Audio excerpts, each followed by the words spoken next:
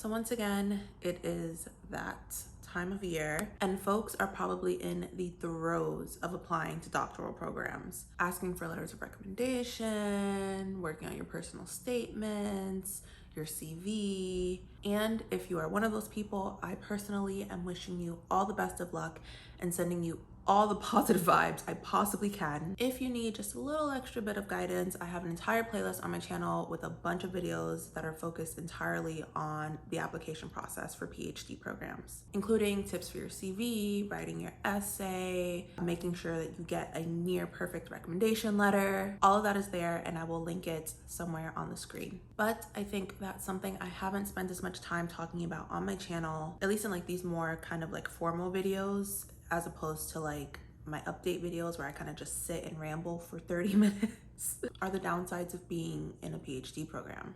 And trust me, there are quite a few.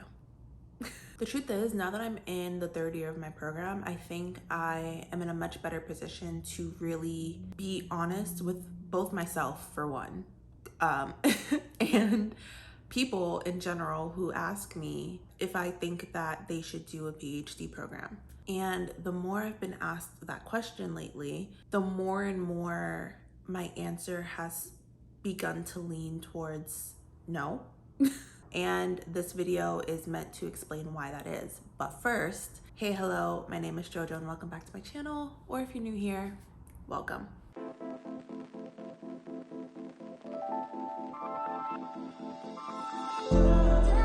Before I get started, I feel the need to openly say that I'm quite literally just a random person on the internet.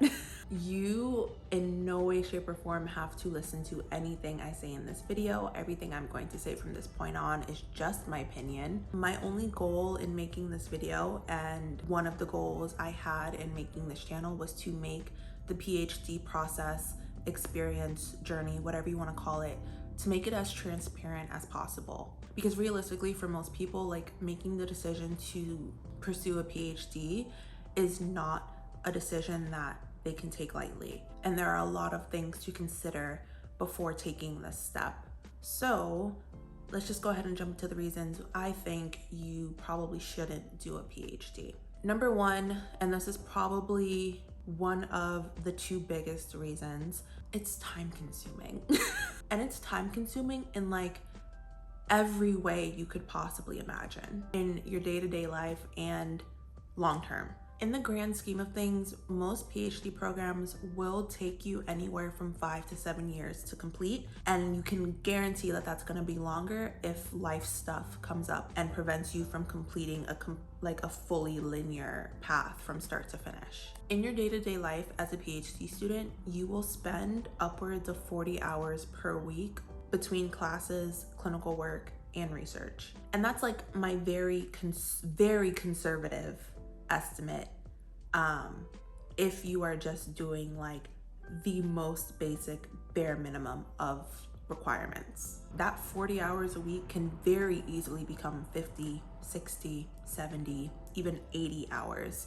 It can very easily just rack on up. 40 plus hours a week is a full-time job, which means that working an actual full-time job outside of the program may not be possible. The unfortunate truth is that most program directors kind of automatically assume or expect that if you are a PhD student or you are wanting to become a PhD student, the program is essentially your full-time obligation and you have no other responsibilities that you need to manage outside of that. And in general, it just becomes a lot harder as a PhD student to maintain a balanced life. And you end up sacrificing, unintentionally, but still, you end up sacrificing a lot of other areas of your life that were once a priority for you, including your social life, your health, sometimes even your family. And I know that because there have been many times in my program so far where I have gone weeks, if not months, not seeing or speaking to friends that I have outside of my program, simply because I am just too busy or too exhausted and tired.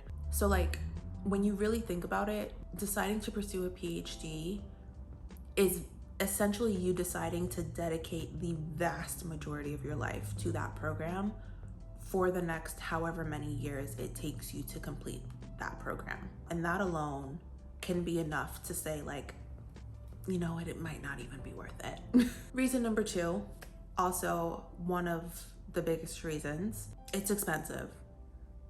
There's no way around it.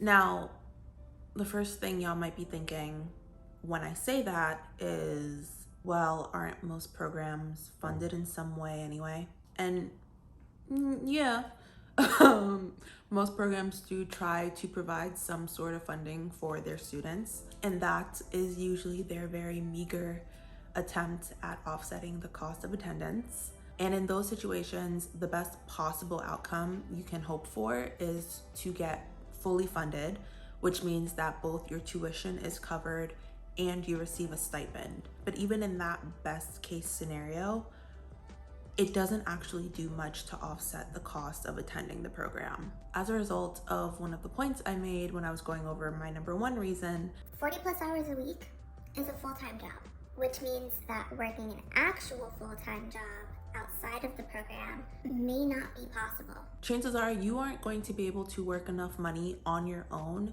to fully cover the cost of your living expenses. And that means rent, utilities, food, if you have a car, then whatever you gotta do for your car.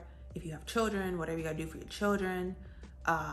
If you have a pet, whatever you gotta do for your pet, because pets also cost money. And that means that unless you have some other source of funding to rely on, you're gonna have to put yourself in debt, basically, in order to pay your bills. Personally, despite the fact that I do receive funding from my program that covers my full tuition, I don't get a stipend. And so I have to take out federal loans every single year, in addition to working part-time jobs, sometimes multiple part-time jobs on campus. And it's safe to say that my children's children will probably still be paying off my student loan debt.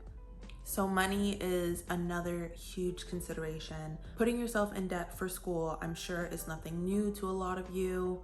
I've been taking out student loans since undergrad, but it's still something to consider because it piles up. I am at a point now where I don't even check my student loan balance because I'm sure it'll make me cry. But I'm here and I gotta do what I gotta do. Number 3, it's stressful. I don't feel like that really needs an explanation. If y'all have been watching my channel from the very beginning, you have seen enough to know how true that statement is.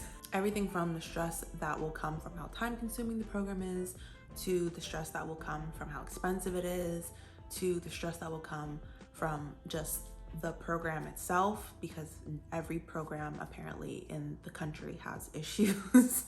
You will be feeling chronically stressed. Not just stressed, it's chronic stress that feels like it never really goes away. And it is up to you to decide if feeling that stress is really worth it. Because I can tell you right now that the stress that I have been feeling has most definitely impacted both my mind and my body. Went to the doctor the other day, and my doctor literally sat me down and asked me if I was seeing a psychiatrist. So, do with that information what you will. Do with that information what you will. But just know that I went to the doctor, and the first thing my doctor asked me when she walked into the room was if I was seeing a psychiatrist. So, and number 4, it's just not always necessary to do a PhD program or a doctoral program in general. To put it very simply, unless there is a very specific career that you want that requires, like absolutely requires, you have a PhD in order to do that job, a PhD is just not necessary. There are literally so many ways to become a mental health professional, and it is more than worth exploring those other options because they will all pretty much be less expensive, less time consuming, and less stressful. So if one of those other pathways will get you to where you want to be, why not take the easier route? Bottom line, it really is up to you to take all of these things plus other factors into consideration and really think about whether or not pursuing a PhD is something that you want / need. As someone who's on this journey, I have considered giving up many times. My most recent thought was dropping out and moving to upstate New York, because every time I see a picture of upstate New York in the fall, I question why I'm here and why I'm not there. And I have, in fact, given very serious thought to what my life would look like. Oh my God, I'm trying to have a serious conversation. No, I'm not. This isn't serious. This is never serious. I have given serious thought to what my life would look like if I dropped out tomorrow, or if I had just never started the program in the first place. Like I have seriously thought about those things. And each thought in some way gives me a slight bit of relief, but at the same time, I know for myself that to do what I really want to do in life, I need to finish this degree. But y'all know, I think it's really important to be honest about both the good and the bad when it comes to PhD programs. That's why I have shared both my positive and my negative experiences up until this point. And it's just so that you all have all of the information in order to make an informed decision about what you do with your future. And so with that being said, that's all for this video. I hope it was helpful. Thank you for watching, especially if you made it all the way to the end. I truly appreciate it. Leave me a comment down below if you have any questions or suggestions for future videos. As always, like, share, and subscribe, and click that little notification bell so you don't miss my next upload. And I'll see you in my next one.